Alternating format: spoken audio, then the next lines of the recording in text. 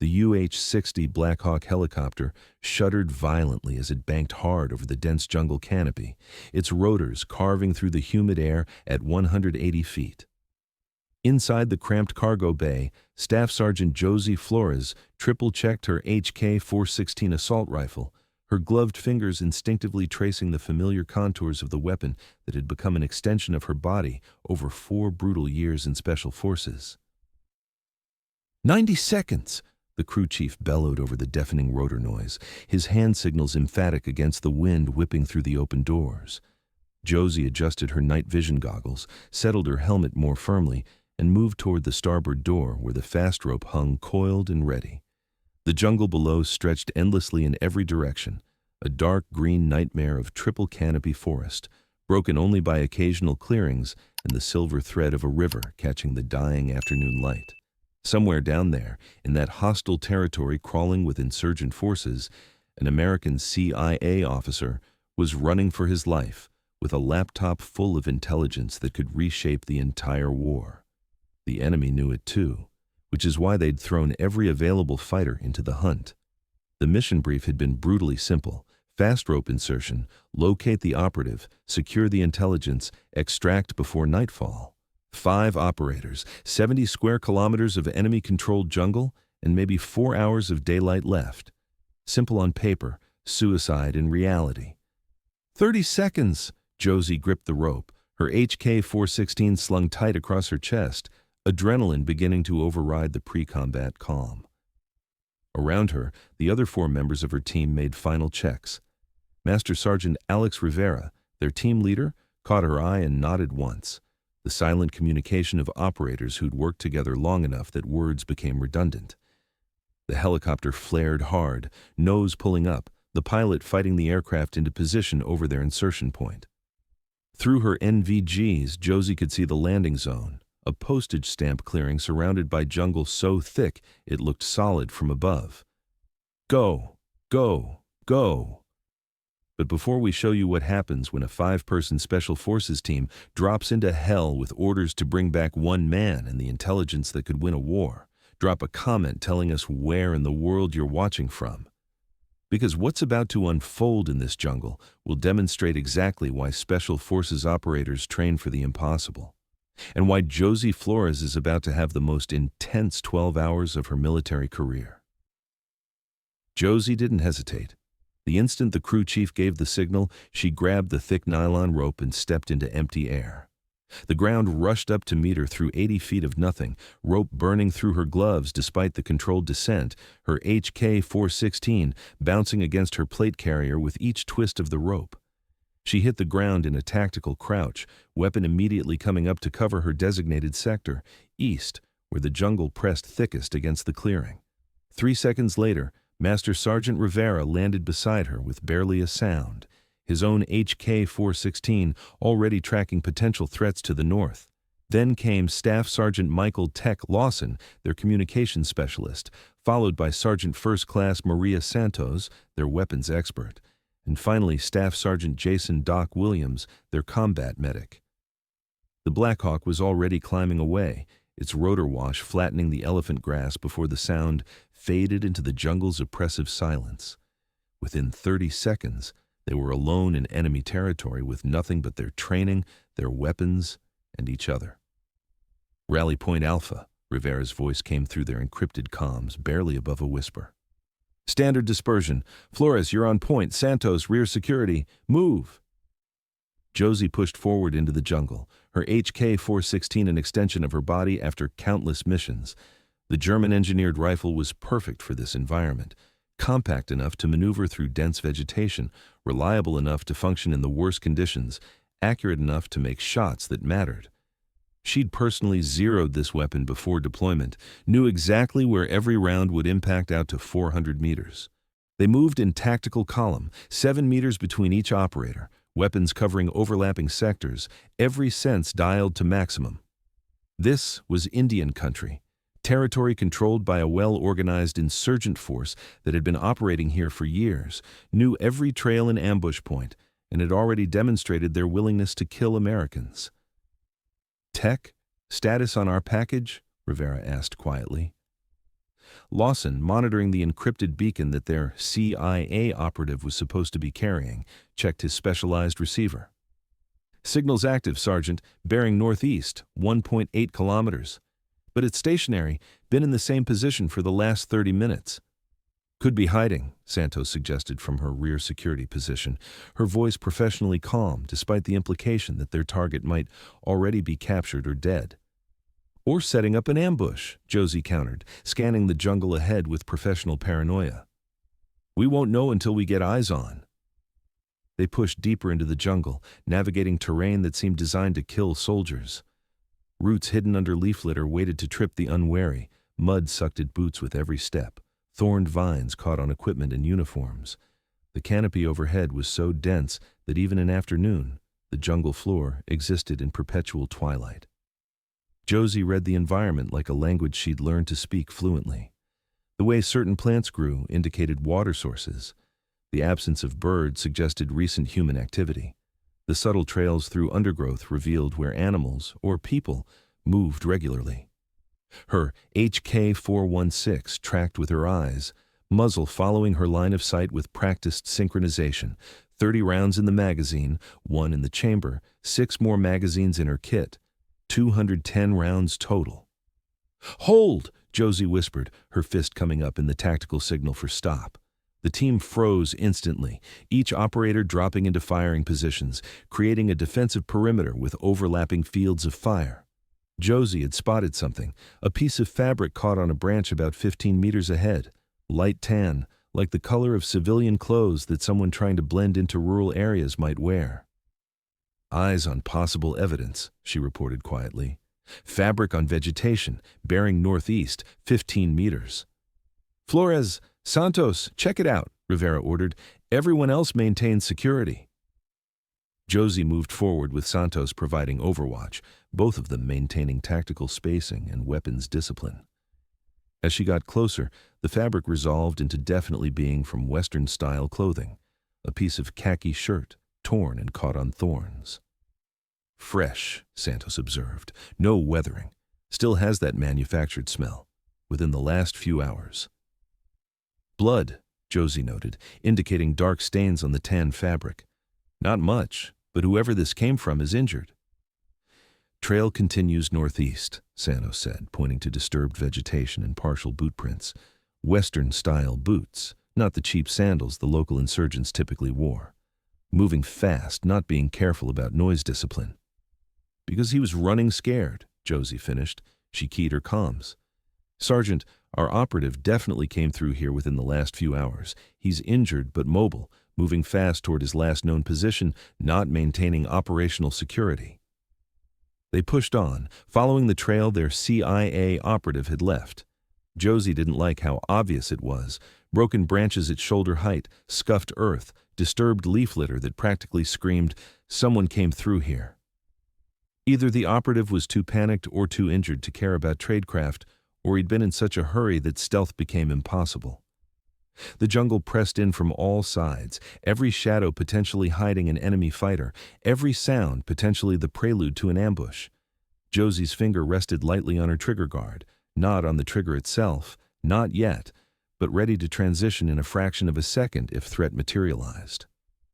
"Movement," Santos reported from rear security. 7 o'clock, 60 meters, single individual moving parallel to our route.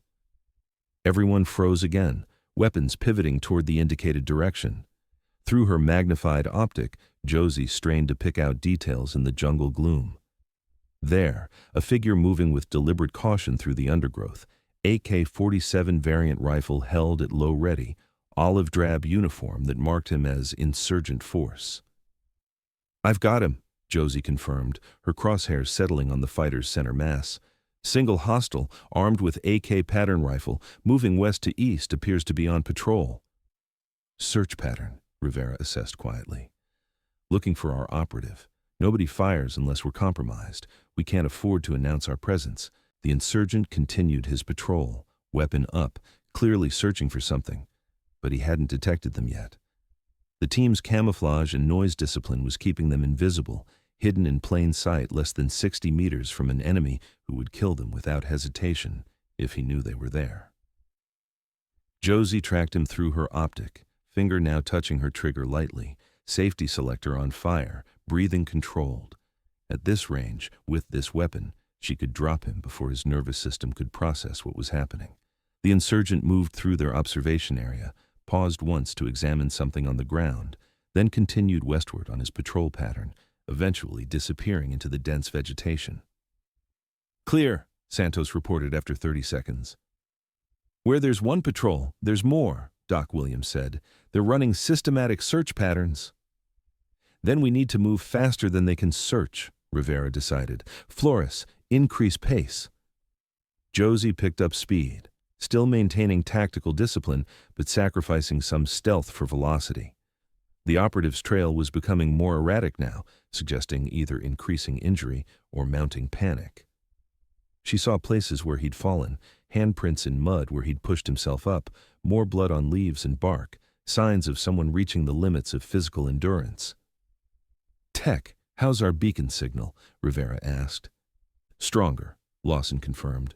"We're within 400 meters now. Signal's still stationary. The GPS showed they were closing on the beacon location, jungle growing even denser.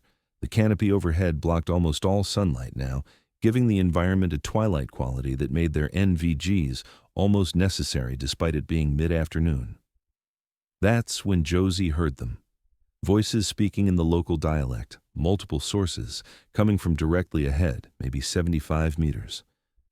She raised her fist immediately, and the team froze mid-step. "Contact front," she whispered into comms. "Multiple hostiles, estimated 6 to 8 individuals, 75 meters. Sounds like they're stationary." "Get us off this trail," Rivera ordered. "Concealment positions, total silence. Nobody moves until we know what we're dealing with." The team melted into the jungle with the practiced efficiency of ghosts, each operator finding positions that broke up their human outlines and provided both concealment and cover. Josie wedged herself into a natural depression behind a massive tree root, her HK-416 oriented toward the voices, body positioned to observe without being observed. Through gaps in the vegetation, Josie caught glimpses of movement, insurgent fighters, maybe 8 of them, spread around what looked like a small clearing. They were armed with a mix of AK-47s, SKS rifles, and at least one PKM machine gun. Professional loadout, not the random collection of weapons that poorly trained militias carried. And in the center of the clearing, tied to a tree with his hands behind his back, was a white male in civilian clothes matching the description of their CIA operative. Late 30s, athletic build, khaki clothing torn and bloodstained, face bruised and swollen from what looked like a recent beating. "Visual on the operative," Josie reported quietly. "He's captured, restrained, appears to have been interrogated. 8 hostiles visible, mixed weapons, 1 crew served. They're set up in a perimeter around him." "Shit," Rivera breathed. "Tech, confirm that's our guy." Lawson pulled out a small tablet with the operative's photo. Even at this distance, the match was obvious. "That's him, CIA officer Daniel Kramer, operating undercover as an agricultural consultant. He's the package." "What about the laptop?" Santos asked. "I see a backpack near him," Josie observed. "Could be in there, but no way to confirm without getting closer." Rivera was silent for a long moment, running tactical calculations. 8 armed insurgents with good positions and a crew-served weapon versus 5 Special Forces operators. The math could work in their favor, superior training, surprise, better weapons, but it would be loud, violent, and risky. "We're not leaving him," Rivera finally said. "But we do this smart. Assess for additional forces, identify firing positions, plan our assault. We get one chance at this." "I can take the PKM gunner," Santos offered. "First shot before they know we're here. Without crew-served weapon support, they lose their biggest advantage." "I'll take the one who looks like leadership," Josie added, identifying an insurgent who seemed to be giving orders to the others. "Drop him early, disrupt their command structure." "Doc, you're on Kramer," Rivera ordered. "The second we open fire, you move to secure him. Cut him loose, assess his medical status, be ready to move fast. Tech, you're with me." "We take the center mass of their formation, maximum violence in minimum time." They spent the next 5 minutes moving into optimal firing positions, each operator finding angles that maximize their fields of fire while minimizing exposure. Professional work, the kind that came from hundreds of hours of training and real-world operations where mistakes meant death. Josie settled into her position with her HK-416's stock welded to her shoulder, breathing controlled, crosshairs on the insurgent leader's chest. At this range, maybe 60 meters, the 5.56 millimeter round would have plenty of velocity and energy. "Stand by," Rivera whispered. "On my mark. 3, 2, 1, execute." Josie's HK-416 cracked twice in rapid succession, double-tapped to center mass on the insurgent leader. He went down instantly. Santos's first round took the PKM gunner in the head, clinical precision that eliminated their most dangerous weapon before he could bring it to bear. The jungle exploded into chaos. Rivera and Lawson were pouring controlled fire into the center of the insurgent formation, their HK-416S working in deadly synchronization. 2 insurgents went down in the first 3 seconds. A third was wounded and crawling for cover. Doc Williams was already moving, sprinting through the kill zone toward Kramer, knife out to cut the CIA officer's restraints. The insurgents who survived the initial volley scattered, returning fire wildly in multiple directions, not yet having identified where the Americans actually were. Rounds cracked through the jungle, impacting trees and earth, some coming dangerously close but most flying high or wide. Josie transitioned to her next target, an insurgent bringing his AK up toward where Williams was cutting Kramer loose. Her fingers squeezed smoothly, the HK-416 barked once, and the insurgent's weapon clattered from dead hands before he could fire. "Package is mobile," Williams called over comms. "Multiple injuries, but he can move. We need extract route now." "Rally point Bravo," Rivera ordered. "Bound back, alternating cover. Flores, Santos, your first bound." Josie didn't wait. She was already moving, keeping low, using terrain and vegetation for concealment.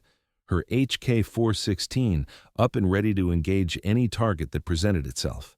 Behind them, Rivera and Lawson maintained suppressive fire, their HK-416S laying down controlled bursts that kept insurgent heads down and prevented organized pursuit. "Flores! Santos set!" Josie called once she'd reached good cover 40 meters from the contact site. "Rivera, Lawson, move!" It was textbook battle drill, bound and overwatch, one element always moving while another provided covering fire, constantly maintaining pressure on the enemy while creating distance from the danger area. Williams had Kramer up and moving, half dragging the CIA officer who looked like he'd been through hell but was conscious and mobile. "Contact left," Lawson called. "More hostiles, at least 4, moving to flank." "Engage," Rivera ordered, and the jungle erupted with gunfire again. Josie pivoted, her HK-416 tracking toward the new threat. Through gaps in the vegetation, she could see insurgent fighters trying to outmaneuver them. Her optic found a target, insurgent fighter moving between trees. She led him slightly, squeezed the trigger, saw him go down hard. But they kept coming. For every insurgent they dropped, 2 more appeared from the jungle, drawn by the sound of gunfire. This was their territory, their home ground, and they had numbers on their side. "We need to break contact," Santos called, her voice tight but controlled despite dropping her second magazine and slamming in a fresh one. "We're burning through ammo and they're not stopping." "Rally point Charlie," Rivera decided. "All elements bound back, maximum speed." They executed a fighting withdrawal, constantly engaging targets, constantly moving, constantly working together to create overlapping fields of fire. Josie dropped her first magazine, slapped in a fresh one, 4 magazines remaining, 120 rounds. Still plenty if they were smart about it, but the rate they were expending ammunition meant they'd run dry eventually. Behind them, the sounds of pursuit were growing. The insurgents had recovered from the initial shock of the ambush, were organizing a coordinated response, calling in additional forces. Josie could hear vehicle engines in the distance, technical trucks with mounted weapons probably, racing to cut off their escape. How far to Charlie? Rivera panted into the comms. 600 meters, Lawson reported. But Sergeant, we've got a problem. Radio intercepts suggest they're moving forces to block our extract point. They know where we're going. Kramer, Williams said grimly. They interrogated him. He probably gave them everything. Doesn't matter, Rivera decided. We adapt. New plan. We push past Charlie, continue northeast to the river, call in extract there instead. That adds 2 kilometers, Lawson calculated. It's also unexpected, Josie pointed out, dropping another insurgent who'd gotten too close. They won't have blocking forces there because Kramer couldn't have told them about it. We just came up with it. Exactly, Rivera confirmed. Tech, call it in. New extract point. Tell them we need that bird in 90 minutes and we'll be hot. They pushed through the jungle at a pace that would have been reckless in training. Kramer was struggling, his injuries taking their toll, but Williams kept him upright and mobile through sheer determination. Break right! Santos suddenly shouted. RPG! The rocket-propelled grenade screamed through the jungle, impacting a tree 15 meters behind their position, exploding with enough concussive force to knock Josie sideways. Shrapnel tore through vegetation, some pinging off her body armor, her ears ringing from the blast. But she kept moving, kept her weapon up, kept scanning for threats. You didn't stop when shit went wrong. That's when discipline and training mattered most. Everyone good? Rivera called. Good, came the responses, though Josie's left arm felt like someone had hit it with a baseball bat where shrapnel had caught her. Not bleeding badly, nothing broken, she could still fight. Keep moving, Rivera ordered. They're using RPGs, which means they're getting desperate. Standing still gets us killed. The river appeared through breaks in the jungle canopy, a brown ribbon maybe 40 meters across, flowing fast with recent rains. Rally Point Delta, Rivera designated, indicating a spot where the riverbank formed a natural fighting position. Set security. Call in the bird, prep for hot extract. They collapsed into defensive positions, each operator covering a sector, weapons oriented outward. Kramer was placed in the center, Williams already working on his injuries. How bad? Rivera asked. Broken ribs, possible internal bleeding, definitely concussed, Williams assessed. Multiple lacerations, signs of systematic beating. He's functional, but needs a hospital soon. Tech, where's our ride? Blackhawk 7-9er is inbound, ETA 70 minutes. 70 minutes was a long time to hold a position when the enemy knew where you were and had superior numbers. Contact, Josie called, her HK-416 already firing. Enemy force approaching from the west, at least a dozen hostiles moving tactical. The jungle erupted with gunfire as the insurgent force launched their assault. At least 12 fighters moving in coordinated pairs using proper cover and concealment. Josie's HK-416 barked in controlled bursts.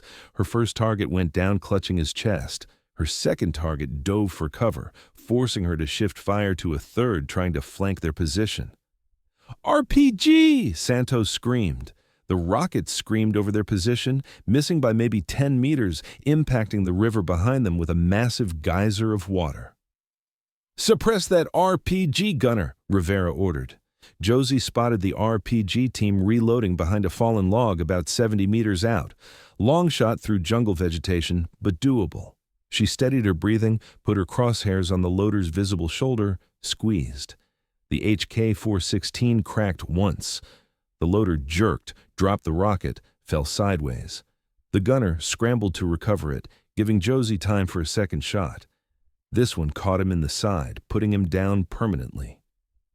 RPG team neutralized, she reported, dropping her empty magazine and slamming in a fresh one. 3 magazines left, 60 rounds. We've got movement on the river, Lawson called. Boats! At least 2 with mounted weapons. 2 small boats were racing upstream, each mounting heavy machine guns, carrying additional fighters who could land behind their position. Santos, shift fire to the boats, Rivera ordered. Santos transitioned smoothly, her HK-416 engaging the lead boat. Her round stitched across the bow, caught the boat operator, and the vessel immediately veered off course, its nose digging into the riverbank. But the second boat kept coming, its machine gun opening up with heavy caliber fire that tore chunks out of the trees around their position. "We can't hold this position indefinitely," Williams shouted. "We're outnumbered, low on ammo, and more hostiles are probably en route." "We hold until extract arrives," Rivera shot back. "That's the mission." Josie's world narrowed to her optic sight picture. Acquire target, confirm hostile, squeeze trigger, move to next target. Her HK-416 was hot now, the barrel smoking from sustained fire, but still functioning perfectly. An insurgent appeared on her right flank, close enough that she could see his face clearly. His AK was coming up, finger on trigger. Josie was faster. 2 rounds center mass, the insurgent went down. "Last mag," Santos called. "Conserve ammo," Rivera ordered. "Make every shot count. Aimed fire only." The pace of American fire slowed dramatically. No more suppressive bursts. Now it was clinical precision, only firing when you had a confirmed target and a high probability shot. "I'm out," Lawson called, his HK-416's bolt locked back on an empty chamber. "Switching to sidearm." One operator down to his pistol meant they'd lost 20% of their firepower. "How long on that bird?" Rivera demanded. 40 minutes. 40 minutes. Josie had maybe 20 rounds left. The enemy had them outnumbered and was slowly tightening the noose. That's when the cavalry arrived. The roar of jet engines split the jungle air, massive and sudden and beautiful. An FA-18 Super Hornet streaked overhead, maybe 500 feet, followed seconds later by its wingman. "Cobra 1-1, this is ground team." Lawson was on the radio instantly. "We are danger close to enemy forces, requesting immediate air support. Will mark position with IR strobe." "Ground team Cobra 1-1, we have visual on your IR marker. Confirm you want ordnance on the targets west of your position?" "Affirmative. West side, multiple hostiles, bring the rain." "Copy, danger close. Keep your heads down." The FA-18S banked hard. Then they unleashed hell. The 20mm cannon fire sounded like the sky was tearing in half, hundreds of rounds per second, impacting the jungle west of their position. Trees exploded into splinters. Earth erupted in massive furrows. Insurgent fighters simply ceased to exist under that volume of fire. The effect on enemy morale was instantaneous and devastating. Fighters who'd been pressing the attack suddenly broke and ran, scrambling away from the apocalyptic destruction.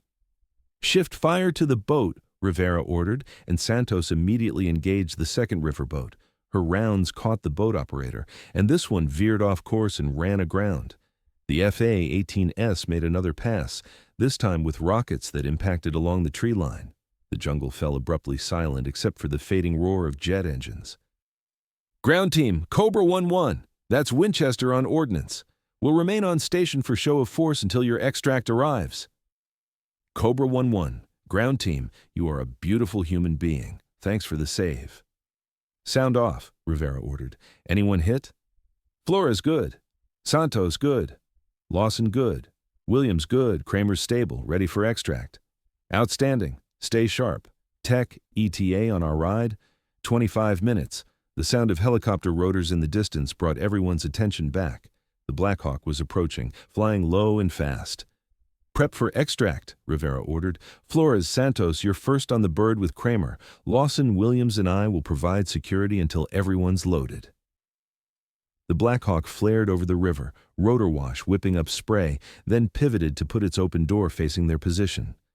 The crew chief was already scanning for threats, the door gunner's minigun ready. "Go! Go! Go!" Rivera shouted. Josie broke from her position, sprinting the 15 meters to the helicopter with Santos right behind her and Williams half-carrying Kramer between them. Hands grabbed her vest, hauled her aboard. She immediately moved to the far side, HK-416 oriented outward to provide covering fire if needed. "Last 3, the crew chief shouted. Rivera, Lawson, and Williams broke from their positions in a coordinated sprint. 50 feet, 30, 20. The jungle erupted with gunfire. Again, a new insurgent force opened up from multiple positions. Rounds snapped through the air, impacted the helicopter's armored skin. "Suppressing!" Josie shouted, her HK-416 engaging targets, even though she had less than 15 rounds remaining. The door gunner's minigun opened up with its distinctive buzzsaw sound, thousands of rounds per minute shredding the jungle. One of the FA-18's dove low over the tree line, adding to the intimidation. Rivera reached the helicopter first, literally dove through the door. Lawson was right behind him. Williams made his final sprint and leaped aboard. The instant they cleared the door, the crew chief was shouting, "Go, go, go!" And the pilot was already pulling pitch, the Black Hawk clawing for altitude. Rounds continued to impact the aircraft as it climbed, but they were rising faster than the insurgents could adjust their aim. 50 feet, 100, 200. "Sound off!" Rivera ordered. "Who's hit?" "Everyone's good," Williams reported. "Kramer's stable." The Black Hawk banked hard, heading west toward friendly territory, the FA-18S maintaining protective escort. Below, the jungle stretched out endlessly, hiding its secrets, its dead, its lessons learned in blood and bullets. Josie slumped against the cargo bay wall, letting her HK-416 rest across her lap, bolt locked back on an empty chamber. The weapon had performed flawlessly throughout the entire operation. Hundreds of rounds fired, never a single malfunction. "Flores," Rivera said, "you saved Williams when you dropped that RPG team. That was exceptional shooting under pressure." "Just doing my job, Sergeant." "All of you performed exceptionally," Rivera continued. "This mission went sideways from the start. Expected to find our guy hiding. Instead, found him captured. Got into sustained firefights, burned through nearly all our ammunition. But we adapted. We improvised. We accomplished the mission. That's what Special Forces operators do." The crew chief was on the radio, coordinating with the forward operating base for immediate medical support on landing. "ETA to base, 15 minutes. Medical is standing by." The FOB appeared on the horizon, concrete walls, guard towers, organized rows of buildings. Home, or as close as you got in hostile territory. The Black Hawk settled onto the landing pad with practiced precision. Medical personnel rushed forward with stretchers for Kramer. Intelligence officers waited nearby for the laptop. "All right, people," Rivera said as the crew chief slid the door open. "Weapons to the armory, gear to the team room, then medical checks for everyone. Debrief happens at 1900 hours. They climbed out of the helicopter, legs stiff, bodies aching, but alive. Kramer was loaded onto a stretcher, managed a weak thumbs up as they carried him away. The man would recover, would eventually tell this story about the time Special Forces pulled him out of an impossible situation. Josie walked toward the armory, her HK-416 slung across her chest, her kit heavy with empty magazines. The shrapnel wound in her shoulder throbbed, but she ignored it. Flesh wounds healed. The armorer examined her HK-416 with professional interest. "How many rounds?" "Approximately 190. Lost exact count during the final engagement." "Any malfunctions?" "Zero. Weapon performed flawlessly throughout." "That's what I like to hear." "I'll give it a detailed cleaning, should be ready for your next op by tomorrow." She made her way to the team room. Her teammates were already there, stripping out of their gear. "Med says Kramer's going to be fine," Williams reported. "Broken ribs, internal bruising, mild TBI. He'll hurt for a while, but he'll live. The laptop is already en route to Langley for data recovery." "Then mission success," Rivera confirmed. "We were tasked with recovering Kramer and securing the intelligence. We did both." That evening's debrief was thorough. They walked the intelligence officers through every phase of the operation. "Conservative estimate puts enemy casualties at 30 to 40 KIA, the S2 intelligence officer reported. "Your team effectively destroyed 2 reinforced squads." "The airstrikes did most of that," Santos said modestly. "The airstrikes finished what you started," the S2 corrected. "If you'd broken and run when first engaged, the enemy would have overrun you before air support could respond." "We don't break and run," Rivera said simply. "That's not what Special Forces operators do." Later, back in her quarters, Josie pulled out her maintenance kit and gave her HK-416 one more detailed cleaning. It was ritual more than necessity. The familiar motions, the smell of gun oil, the satisfaction of knowing her primary tool was in perfect condition. The weapon had saved her life more times than she could count. It had never failed her, never malfunctioned at a critical moment, never given her reason to doubt its reliability. Her phone buzzed. Text from Rivera. Team meeting 800 tomorrow. New op being briefed. Pack for extended deployment. Josie read the message, smiled slightly, typed back, Roger. Ready when needed. She set the phone aside and closed her eyes. Somewhere out there, another impossible mission was waiting. Another helicopter would need boarding. Another hostile territory would need infiltrating. And when that call came, when they loaded onto helicopters and prepared to jump into the unknown, she'd be ready. Her HK-416 would be ready. Her team would be ready. Because they were Special Forces operators. They did what others couldn't. They went where others wouldn't. They succeeded when failure seemed certain, and then they came home, maintained their gear, and prepared to do it all over again. That was the job, and Josie Flores wouldn't have traded it for anything in the world. Thank you for watching. Subscribe to hear more powerful stories of brave women in uniform.